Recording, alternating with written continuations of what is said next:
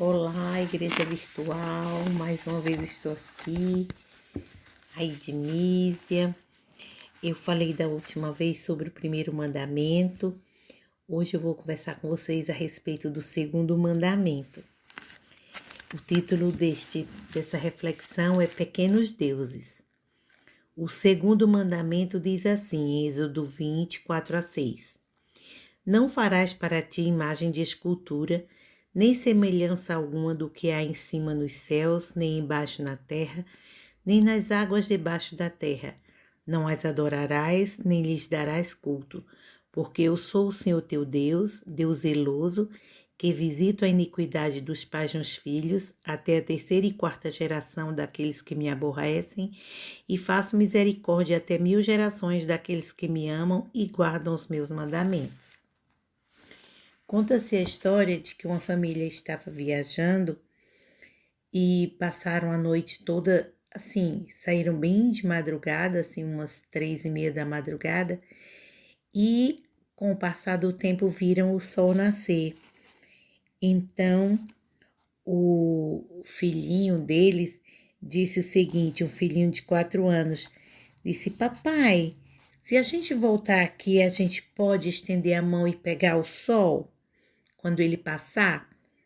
Então, é uma visão da mente infantil, que as crianças, elas consideram o mundo muito pequeno na visão delas, né? A vasta imensidão do universo não cabe na sua mente e por isso elas reduzem o tamanho e pensam que podem até tocar no sol. Mas também muitas pessoas constroem seus próprios ídolos, feitos de madeira, de ouro, de prata, e ali eles dizem que é uma representação de Deus. Então eles estão acreditando que Deus pode ser diminuído e colocá-lo em uma imagem. Então, tanto a criança como o homem que faz um ídolo, eles estão cometendo o mesmo erro.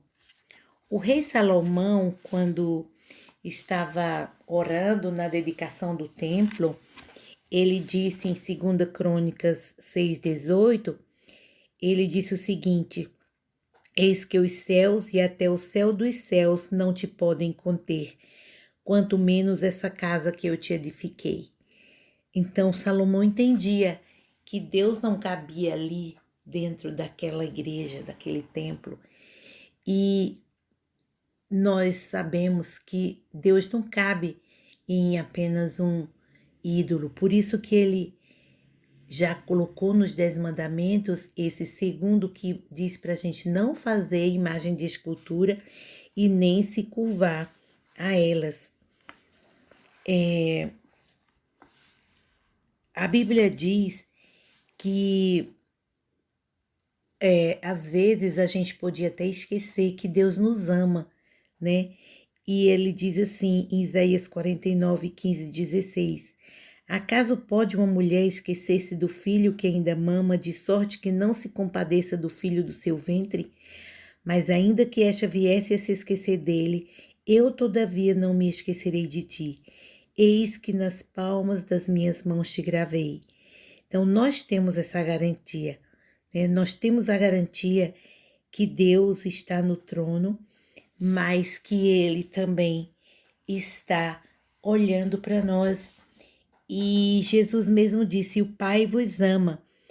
E em Hebreus, nós temos Hebreus 4,16, que nós devemos nos achegar confiadamente junto ao trono de graça, a fim de recebermos misericórdia e acharmos graça para socorro em ocasião oportuna.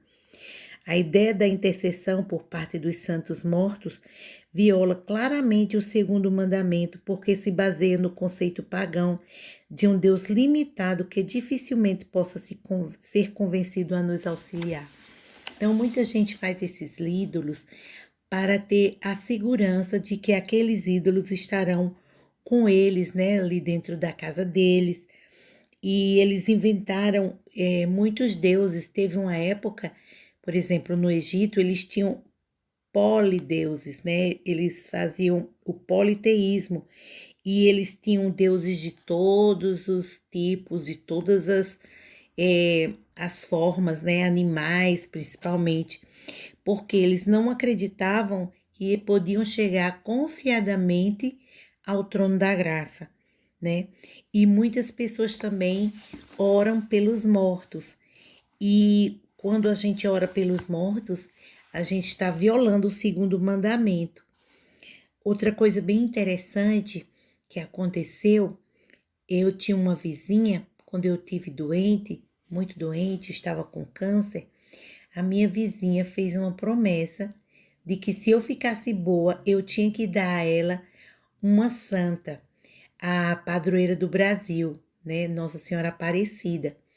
E quando eu voltei para casa do hospital, de vários tratamentos, ela foi lá em casa e falou isso. E eu fiquei com aquilo na cabeça, será que eu podia dar? Será que seria certo ou não? E ela tinha muita fé na Nossa Senhora Aparecida, e para ela, Nossa Senhora Aparecida quem tinha me curado. E eu fiquei me perguntando o que que eu deveria fazer. Então, na minha ingenuidade, para não deixar a vizinha infeliz, que já era uma senhora idosa, eu dei uma santa, comprei uma santa e dei a ela, Nossa Senhora Aparecida.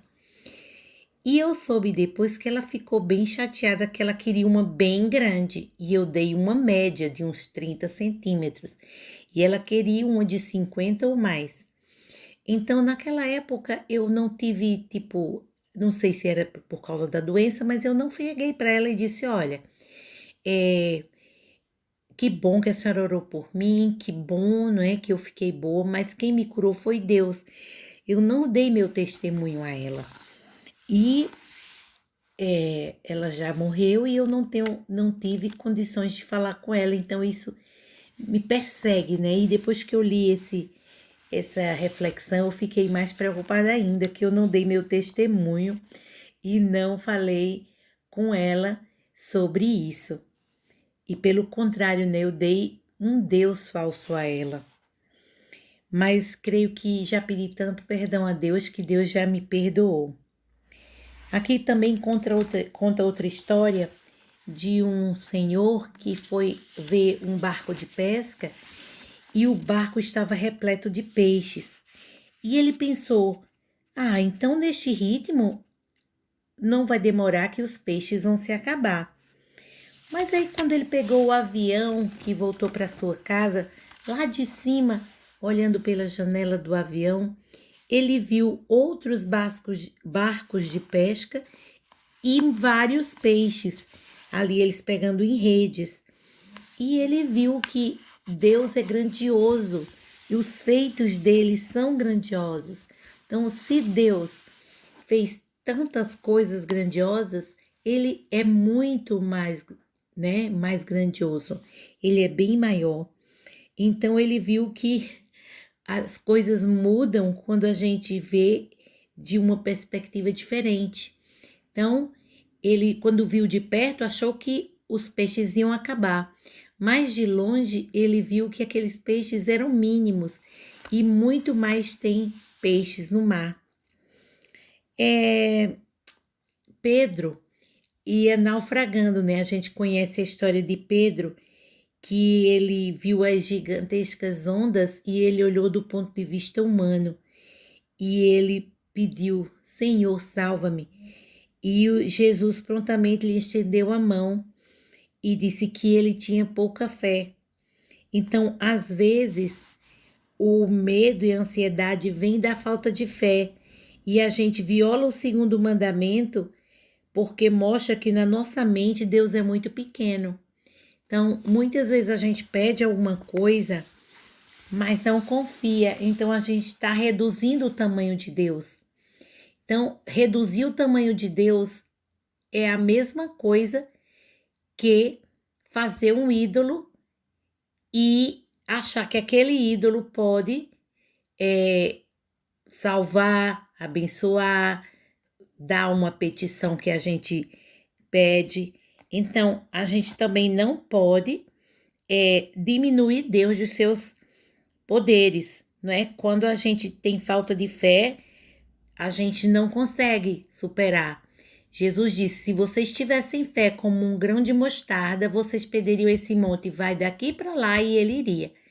Então, é hora da gente pensar e analisar, porque a gente precisa estar firmados em Deus e saber que quem adora apenas a Deus, a sua descendência, né?